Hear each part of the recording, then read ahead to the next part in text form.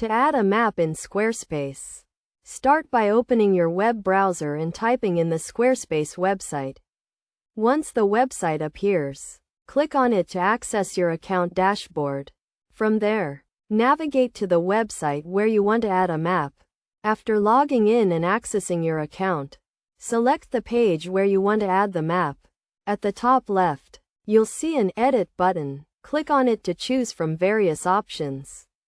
In the Add Block section, you'll find basic options, business integrations, filters, and lists, as well as premium choices. Select the basic option and find the map choice, which will be alongside other options like button, video, form, and audio. Click on Map to bring up the map feature, which will display a map, in this case, a map of New York.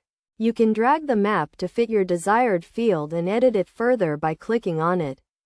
To remove the map, simply click on it and it will be deleted.